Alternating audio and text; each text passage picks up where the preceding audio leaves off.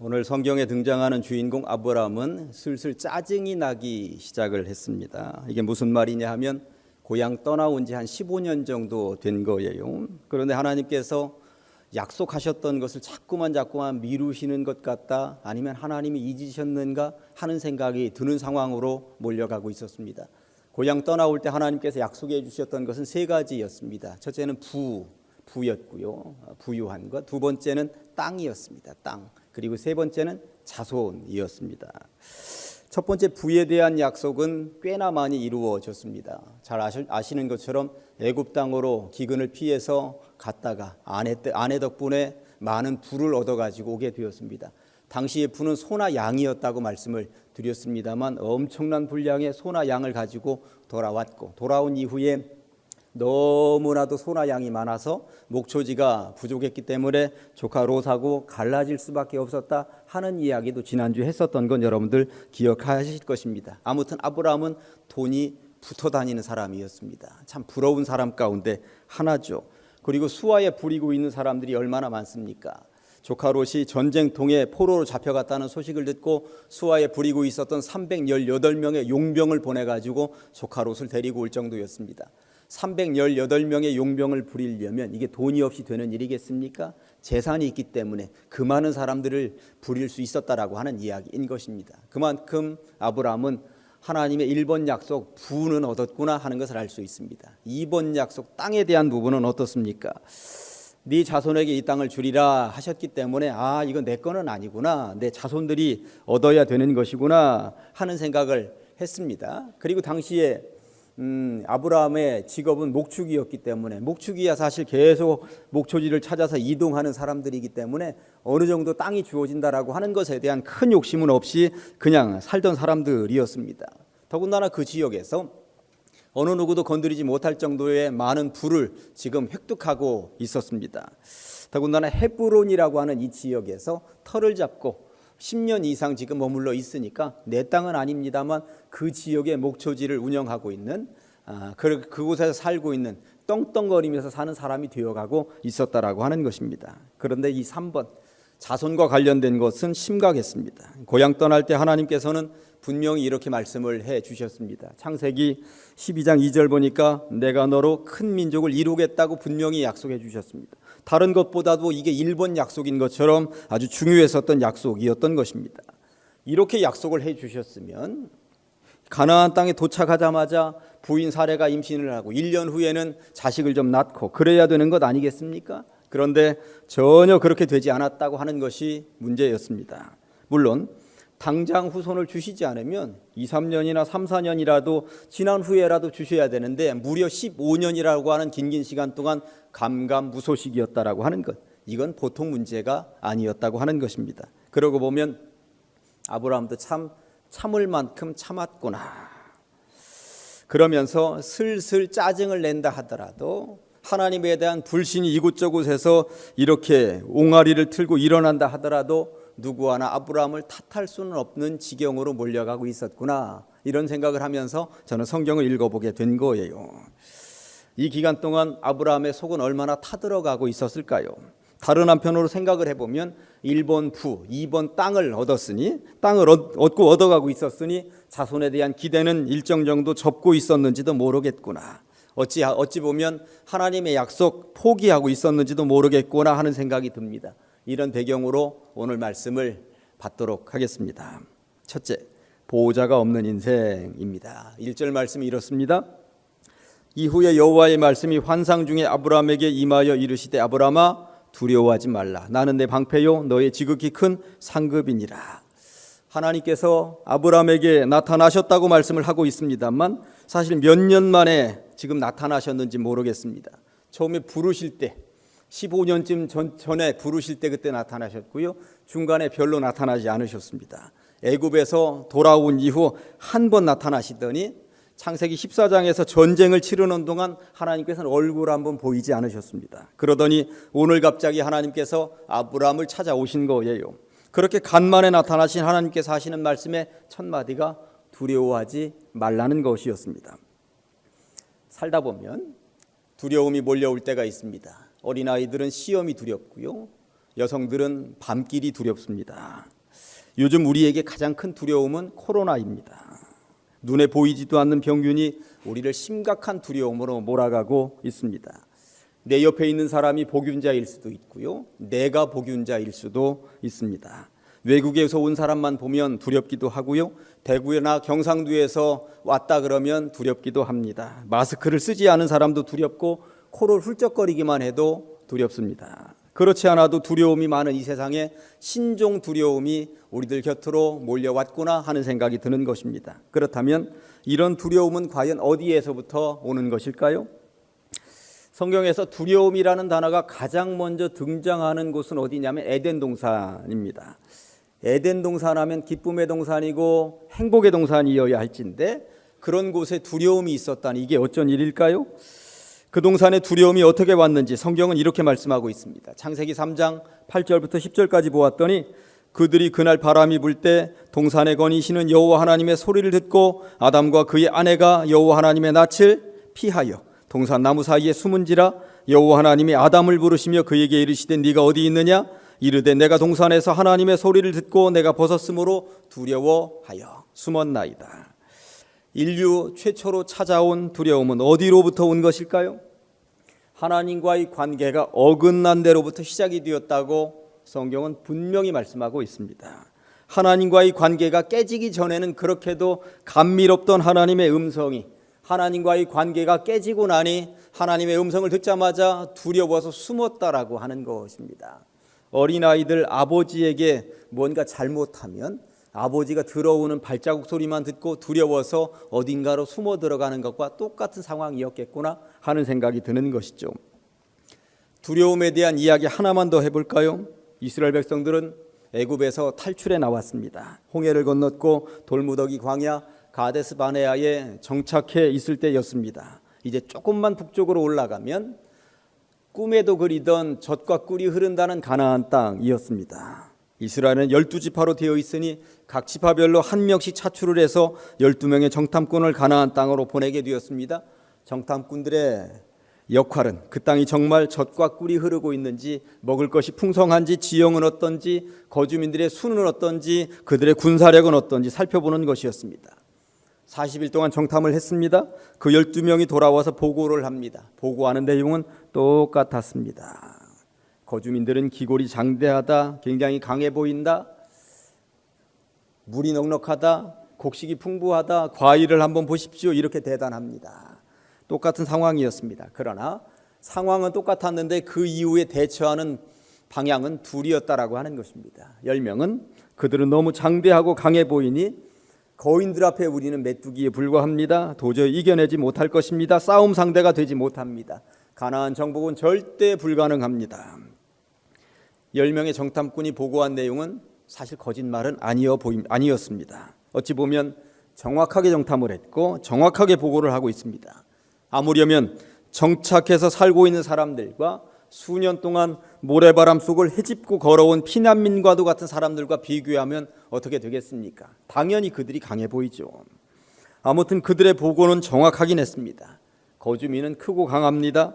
그들에 비하면 우리는 메뚜기입니다. 도저히 이겨낼 수 있는 종족이 아닙니다.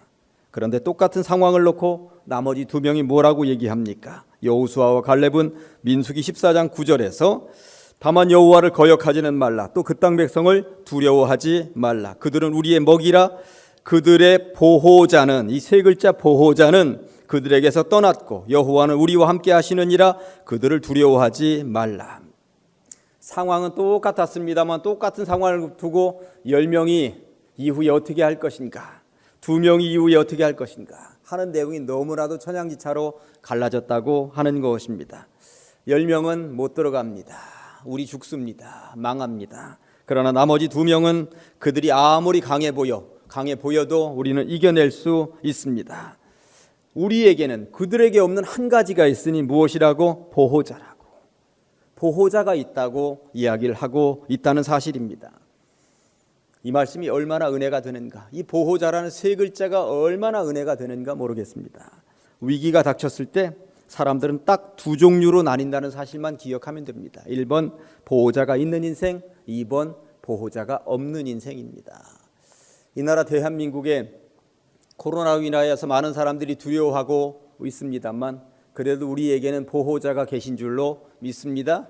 그분 믿고 의지하면서 걸어가시기를 주님의 이름으로 간절히 축원합니다.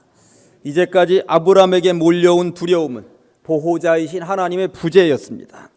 하나님께서 잠깐 침묵하신다 싶으니 보호자를 잃어버린 어린아이처럼 두려움이 몰려왔던 것입니다. 부도 얻었고 땅도 얻었는데 이 땅에서 누가 나를 보호해 주지 생각을 해보았더니 너무나도 깜깜했던 것입니다. 그러다 보니 갑자기 나타나신 하나님께 아브라함이 툴툴거리는 내용이 2절에 이렇게 나와 있습니다. 아브라함이 이르되 주 여호와여 무엇을 내게 주시려 하나이까? 나는 자식이 없사오니 나의 상속자는 이 다메섹 사람 엘리에셀이니이다. 아브라함은 하나님께 1번 부, 2번 땅에 대해서는 한마디도 언급하지 않습니다. 오직 3번 하나님 자손 어떻게 된 겁니까? 자손 어떻게 된 겁니까? 그 약속 벌써 잊으셨습니까? 이야기를 하는데 이게 그냥 문자로 기록되어져 있어서 그렇죠. 드라마로 이게 음성을 들을 수 있다면 이런 내용입니다. 하나님 이게 도대체 뭡니까? 후손을 주신다더니 벌써 15년이나 지났습니다요. 제가 생각해 볼 때 하나님도 답이 없으시죠? 그래서 제가 대안 하나 말씀드릴까요? 어차피 우리 틀렸으니 제 종 엘리에셀 양자로 삼으십시다. 하나님께 자기가 대안을 지금 제시하고 있는 것입니다. 그러면서 하나님께 책임을 떠넘깁니다. 3절에 보니까 아브라함이 또 이르되 주께서 내게 씨를 주지 아니하셨으니 주께서 내게 씨를 주지 아니하셨으니 하나님 책임입니다. 하나님 왜 그러셨어요? 하나님께 대들고 있는 장면인 것입니다. 이 말 속에는 하나님에 대한 서운함도 들어있는 것이고 다른 한편으로 약속이 이루어지지 않은 채로 맞이하게 되는 미래에 대한 두려움이 들어있었구나 하는 것을 알게 되는 것입니다. 살면서 무엇이 두려우십니까? 무엇이 여러분으로 하여금 밤잠을 설치게 하십니까? 왜 두려운지 이제 아시겠죠? 아담과 하와처럼 하나님과 이 관계가 틀어지면 그때부터 두려움이 몰려오기 시작을 합니다. 그리고 여호수아 갈렙 그 시대에 10명의 정탐꾼 그 백성들처럼 보호자보다 우리 보호자가 되어주시는 하나님보다 다른 문제거리가 더 커 보이면 그때부터 두려움이 몰려오기 시작한다라고 하는 것입니다. 고향 떠난 아브라함도 늘 두려웠습니다. 기근이 두려웠기 때문에 애굽으로 피신하듯이 갔었고요. 애굽 왕이 두려워서 부인 사례를 누이라고 몰래 속이고 겨우 살아남았습니다. 근동에 전쟁이 터졌습니다. 포로로 잡혀간 조카 롯을 구출해 오긴 했습니다만 전쟁 상황이 얼마나 사람을 두려움으로 몰아가고 있는지 분명히 보았습니다. 고향 땅에서 호의호식하며 평탄하게 살던 인생이 고향 버리고 타향살이를 하면서 마음이 편할 날이 하루도 없는 거예요. 날마다 숨쉬는 순간마다 내 앞에 어려운 일이 이렇게 밀려오고 있구나. 내일은 또 무슨 일이 기다리고 있을까? 두려움이 몰려왔고 두려움을 주는 그것들이 여호와 하나님의 능력보다 더 커 보이기 시작을 했습니다. 그런 아브라함에게 오늘 하나님께서 찾아오셨던 것입니다. 보호자가 되어주시겠다고. 그래서 두 번째 제목을 보호자가 있는 인생이라고 정해보았습니다. 5절 말씀이 이렇습니다. 그를 이끌고 밖으로 나가 이르시되 하늘을 우러러 뭇별을 셀 수 있나 보라. 또 그에게 이르시되 네 자손이 이와 같으리라. 하나님께서는 서운함이 뚝뚝 묻어나고 미래에 대한 두려움이 가득한 아브라함을 데리고 밖으로 나가셨습니다. 깜깜한 밤이었습니다. 깜깜한 밤이었다고 하는 것은 아브라함의 지금 현재 상황을 얘기하고 있는 것입니다. 그런데 깜깜할수록 하늘의 별들은 더 빛나게 되어 있는 것이죠. 하늘에서는 별들이 뚝뚝뚝뚝 떨어지고 있었습니다. 다시금 하나님의 약속이 주어졌습니다. 하늘의 뭇별들을 셀 수 있나 보라고. 네 자손이 저와 같으리라고. 언제까지 땅만 쳐다보고 살 것이냐고. 하늘을 바라보면서 살아야 되지 않겠느냐고. 외로운 인생길 걸어왔다고 생각되어졌던 인생 아브라함의 마음이 살짝 움직였습니다. 아, 나에게도 보호자가 계셨지. 그동안 잊고 있었구나. 이런 생각이 들었던 것입니다. 이때 가슴이 두둥하고 울렸습니다. 확신이 들었습니다. 6절입니다. 아브라함이 여호와를 믿으니. 이 말은 이전까지는 제대로 믿지 않았다는 말이에요. 하늘의 뭇별들을 바라보면서 하나님의 약속을 보면서 아브라함이 이제서야 여호와를 제대로 믿으니 이 말인 것이죠. 여호와께서 이를 그의 의로 여기셨다고 말씀하고 있습니다. 아브라함이 하나님께서 진정 보호자가 되어주실 것이라고 하는 것을 굳게 믿고 하나님 앞에서 아멘을 크게 외치니 이런 말로 읽으셔도 틀림이 없겠다 하는 것입니다. 그렇게 외쳤더니 하나님께서 이를 그의 의로 여기셨다고 성경은 말씀하고 있습니다. 아멘이라고 크게 대답한 아브라함의 진심을 하나님께서 믿고 도장을 꽝꽝 찍어주셨다고 성경이 말씀하고 있는 것입니다. 그동안 끊어져 있던 하나님과 아브라함의 관계가 제대로 지금 연결되는 상황이 이 본문이라고 하는 것입니다. 성경에 등장하는 의라고 하는 단어는 오를 의자입니다. 오를 의자. 그 나라와 그의 의를 구하라 할 때도 이게 오를 의자입니다. 그 나라와 그의 의를 구하라 할 때 뜻의자인 줄 많은 사람들이 알고 있어요. 뜻의자, 보통은 뜻의자로 알고 쓰고 있는데 그렇지 않습니다. 그의 나라와 그의 의를 구하라 할 때 의자는 거듭 말씀드립니다만 오를 의자입니다. 오를 의자. 이게 무슨 말이냐면 성경에 등장하는 의라고 하는 단어는 오를 의자, 사람과 하나님과의 올바른 관계에 대한 이야기입니다. 그러니까 의가 없다 그러면 하나님과 사람의 관계가 끊어져 있다라고 하는 것입니다. 그런데 하나님께서 이를 그의 의로 여기시고, 그래, 아브람도 이제까지는 나하고 끊어져 살고 있었지만 이제 너와 내가 다시 제대로 연결이 되었구나. 이를 그의 의로 여기시고, 바로 이런 말씀이라고 하는 것입니다. 올바른 관계가 새롭게 형성이 되었다고 하는 것입니다. 언제 아브라함이 하나님을 제대로 믿으니, 아멘 하면서 굳게 믿으니 끊어졌던 아브라함과 하나님의 관계가 제대로 연결이 되었다. 이에 하나님께서는 아브라함의 보호자가 되어주시겠다고 약속하셨고 하나님만이 나의 보호자라고 하는 확신이 들었구나, 그런 생각이 드는 것입니다. 저는 올해 1월 첫째 주일 설교를 하면서 아멘의 힘을 믿으라고 강조했던 기억이 있습니다. 교회에서 누군가 기도하면 중간중간 아멘 토를 달기도 하고요. 예수님의 이름으로 기도합니다 그러면 아멘 하고 끝냈죠. 제가 축복 기도를 마치고 나서도 여러분들은 아멘 하십니다. 아멘, 그대로 되어질 줄로 믿습니다 라고 하는 뜻이라고 거듭거듭 말씀을 드렸습니다. 저는 이 아멘의 힘을 믿습니다. 무언가 선포될 때에, 무언가 기도할 때에 아멘, 그대로 되어질 줄로 믿습니다 선포하는 것이 그렇게도 중요한 것이죠. 거듭 말씀드립니다만 아브라함이 여호와를 믿으니, 아브라함이 크게 아멘을 외치니, 그렇게 외쳤을 때에 그 아멘의 외침이 진심이구나 라고 하는 것을 하나님께서 알아채셨고, 끊어졌던 너와 나의 관계가 새롭게 정립이 되는구나, 그렇게 선언해 주셨다, 도장을 꽝꽝꽝꽝 찍어 주셨다라고 하는 것입니다. 그런 의미에서 오늘 이전과 오늘 이후로 아브라함의 인생이 뒤바뀐다라고 하는 것입니다.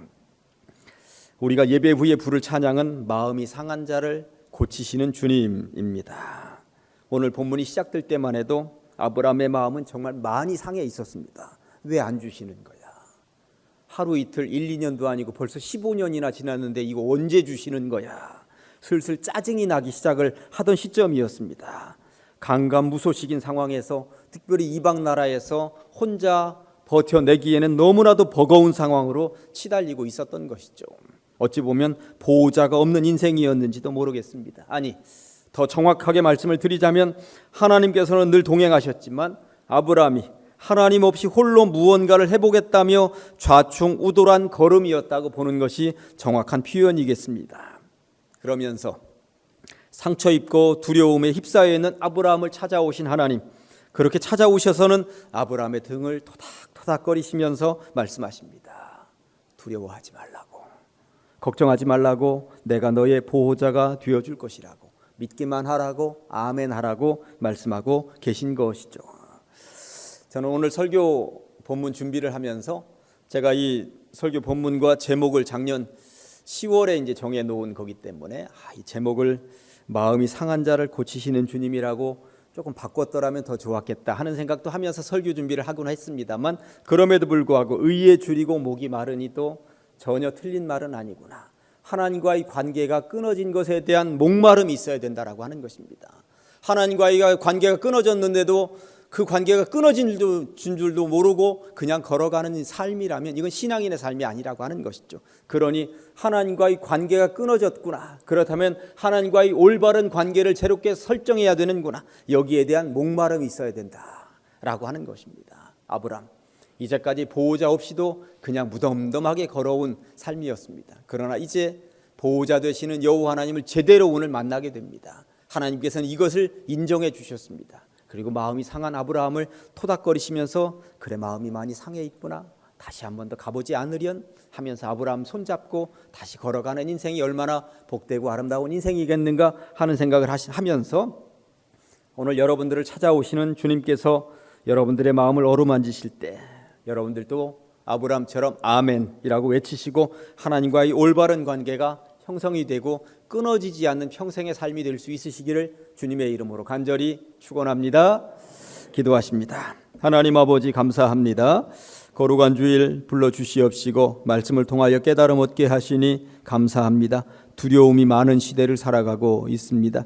그러나 이 두려운 시대에 마음이 상한 자를 고치시는 주님이라고 하는 사실을 깨달으면서 하나님만 믿고 예수 그리스도의 이름으로 이겨내는 삶이 되게 하여 주시옵소서. 아브라함이 여호와를 믿었다라고 하는 말씀, 아멘했다라고 하는 말씀에 힘을 얻어서 우리도 고백하오니 하나님께서 우리의 하나님이 되어주시고 우리는 주님의 백성이 되어서 올바른 관계 영원히 형성하고 살아갈 수 있도록 하여 주시옵소서. 예수님의 이름으로 기도합니다. 아멘.